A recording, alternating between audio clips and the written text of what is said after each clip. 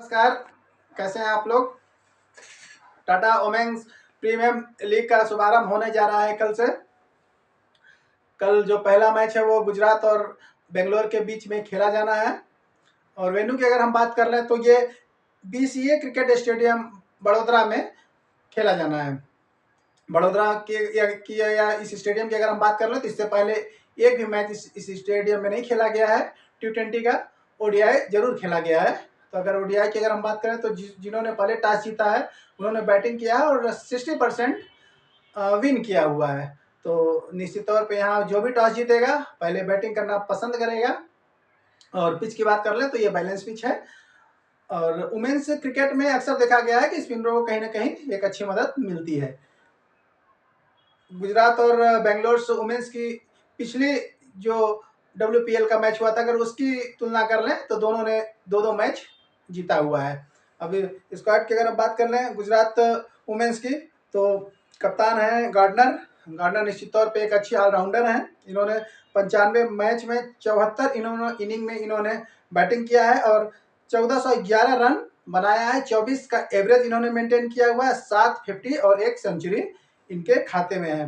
83 पारियों में इन्होंने बॉलिंग भी किया है जिसमें इनको 78 विकेट प्राप्त हुए हैं। तो आप रिकॉर्ड से देख सकते हैं, समझ सकते हैं कि एक अच्छी ऑलराउंडर हैं और सी एंड VC की रेस में सबसे आगे हैं। उसके बाद आती हैं वेट मोनी, ये ऑस्ट्रेलिया वुमेन्स की ओर से कीपिंग करती हैं और इनका रिकॉर्ड अगर देखेंगे तो 109 मैच इन्होंने टोटल खेला हुआ है। 103 मैचों में इनको बैटिंग करने का मौका मिला हुआ है जिसमें से ये 3215 रन बनाए हुई हैं। 41 का एवरेज इन्होंने मेंटेन किया हुआ है।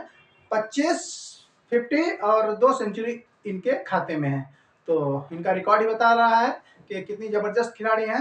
वुमेन्स क्रिकेट की अगर हम बात कर लें तो देखेंगे कि वुमेन्स क्रिकेट में सेंचुरी बहुत कम ही खिलाड़ियों के पास होता है। तो निश्चित तौर पे आप अगर 8 से 10 एक टीम बना रहे हैं तो किसी न किसी टीम में इनको C और VC जरूर रख के चलिएगा। उसके बाद आती हैं लॉरा वोलवर्ड, ये साउथ अफ्रीका वुमेन्स की ओर से ओपनिंग करने आती हैं। और मैच की अगर बात कर लें तो इन्होंने टोटल 80 मैच खेला हुआ है जिसमें से 74 मैचों में इन्होंने बैटिंग करने का इनको मौका मिला है। 2035 रन इनके खाते में है। इन्होंने 35 का एवरेज मेंटेन किया हुआ है। 12 इनके पास 50 है और 1 सेंचुरी भी है। तो ये भी जबरदस्त ओपनर हैं। आप इनको भी रोटेट करके रखेंगे। और उसके बाद आती हैं हॉर्ली डेन इन्होंने 24 मैच टोटल खेला हुआ है। 17 पारी में इनको बैटिंग करने का मौका मिला है। 251 रन, 16 का एवरेज इन्होंने मेंटेन किया हुआ है। एक इनके खाते में 50 है। तो चाहे तो आप ड्रॉप कर सकते हैं। देखेंगे कि अगर टोटल 17 मैचों में से मात्र एक मैच में इनके पास 50 है तो अगर 16 मैच अगर आपके बेकार ही चले जाएंगे अगर इनको रखते तो ऐसे खिलाड़ियों को इसलिए ड्रॉप करके ही रखना चाहिए। उसके बाद आते हैं पी लिचफील्ड, इन्होंने भी 24 मैच टोटल खेला हुआ है। 24 मैच में इनको 19 मैचों में बैटिंग करने का मौका मिला हुआ है। 380 रन इनके भी खाते में है और 34 का एवरेज मेंटेन करके रखी हुई है। ये आपकी यूनिक पिक साबित हो सकती हैं। तो किसी न किसी टीम में आप इनको लेके चलिएगा। जो इस तरह के खिलाड़ी होते हैं वो नॉर्मली 35 से 40 पॉइंट देते हैं, कभी कभार देते हैं और वो ड्रीम टीम का हिस्सा बन जाते हैं। और यही ऐसे खिलाड़ी आपको मेगा रैंक में अच्छी रैंक ले आने में मदद करते हैं। तो टॉप प्लेयर के तौर पे इनको आप देख सकते हैं। उसके बाद आती हैं डटेन वेस्ट इंडीज की एक अच्छी ऑलराउंडर हैं। 138 मैच इन्होंने खेला हुआ है। 138 मैच में से 135 मैच में इनको बैटिंग करने का मौका मिला हुआ है। इन्होंने 3000 रन बनाए हुए हैं। 26 का एवरेज इन्होंने मेंटेन किया हुआ है।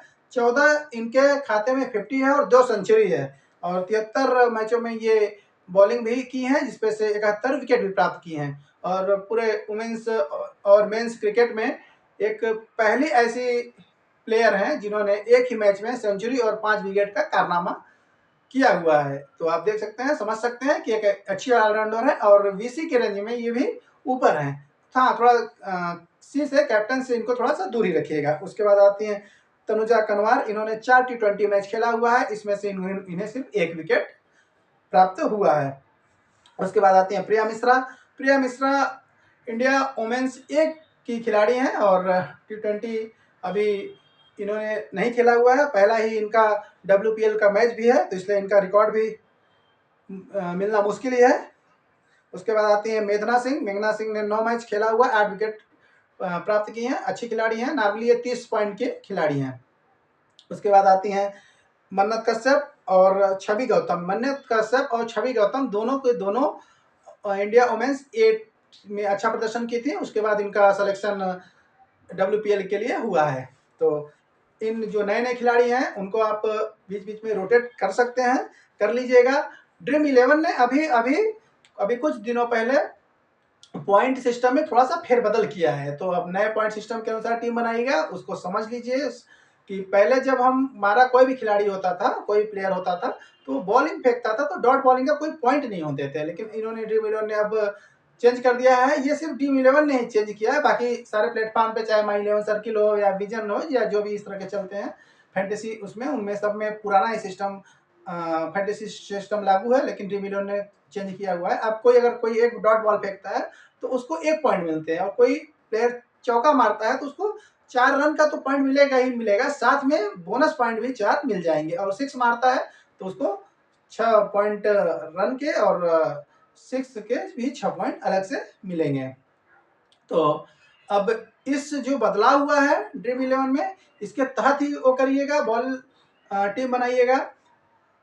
एक बॉलर जो 4 ओवर पूरा फेंक रहा है तो आप उसको कोशिश करिएगा कि टीम में वो रखें, क्योंकि वुमेन्स क्रिकेट में अगर आप देखेंगे तो ज़्यादातर प्लेयर डॉट बॉल डाल ही देते हैं, क्योंकि छक्का तो बहुत कम ही लोग मारते हैं और चौका बीच बीच में ही जाता है। अगर कोई बॉलर 4 ओवर पूरा कर रहा है, 24 बॉल डाल रहा है, उसमें से 10 से 12 बॉल वो डॉट फेंक दे रहा है, तो 12 पॉइंट तो आप उनको खुद ही मिल गए। अगर बाई चांस वो 1 विकेट प्राप्त कर लेता है तो 40 से 45 पॉइंट आराम से हो जाएंगे।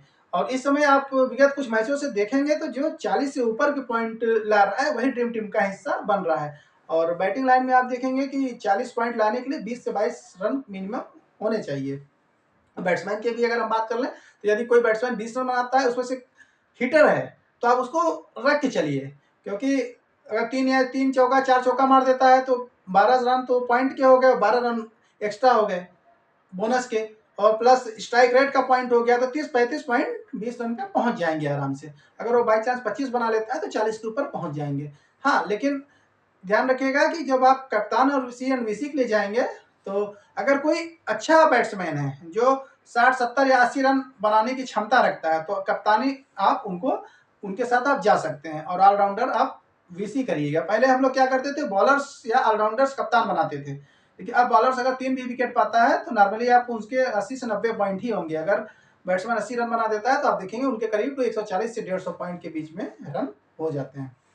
इन सब चीज़ों का ध्यान रखेंगे टीम बनाते समय। देखिए, विगत कुछ दिनों से वीडियो हमने बनाना बंद कर दिया था, क्योंकि कोई अच्छे मैच नहीं थे, कोई अच्छी सीरीज नहीं थी। अभी सीरीज रिसेंटली चालू हुई है, तो इसलिए ये पूरा का पूरा हम लोग कवर करेंगे, और आप भी वीडियो को पूरा देखिएगा। पूरा देखने के बाद ही अच्छी से समझिएगा, टीम बनाइएगा। उसके बाद हम RCB की बात करते हैं, RCB वुमेन्स की बात करते हैं। तो स्मृति मंदना इनकी कप्तान है। ये इंडियन वुमेन्स की ओर से ओपनिंग का भी काम करती है। 142 रन में 142 मैच इन्होंने खेला हुआ है, 3761 रन इन्होंने बनाए हुए हैं, 29 का इन्होंने एवरेज मेंटेन किया हुआ है, 30-50 इन्होंने मारी है। तो देख सकते हैं कि 50 भी इनके पास है, अच्छी खासी 50 है। तो आप इनके साथ VC तक आप जा सकते हैं। उसके बाद डी वॉट आती है, ये इंग्लैंड की खिलाड़ी हैं, अच्छी ऑलराउंडर है। इस समय विगत कुछ मैचों से बॉलिंग नहीं कर रही हैं, लेकिन अगर इनका एवरेज देख लिया जाए तो 149 मैच में इन्होंने 3190 रन बनाया हुआ है, टोटल 23 का एवरेज मेंटेन किया हुआ है। 19 इन मैच में इन्होंने 50 भी मारी है, 2 इनके पास सेंचुरी भी है, और 73 मैचों में बॉलिंग भी किया है, 78 विकेट भी लिया हुआ है। बॉलिंग इस समय थोड़ा कम कर रही है, लेकिन ये WPL है, फ्रेंचाइजी चाहेंगी तो बॉलिंग इनसे करा भी सकती है, इस बात का सब ध्यान रखेंगे। उसके बाद एस मेघना आते हैं। एस मेघना की अगर हम बात कर लें तो ये 16 मैच में 258 रन बनाई हैं, सिर्फ 18 का एवरेज मेंटेन किए हैं। एक मैच में इन्होंने सिर्फ 50 मारा है, बॉलिंग ये करती नहीं है। इसके बाद पेरी आ गई, ऑस्ट्रेलिया की धाकड़ ऑलराउंडर है।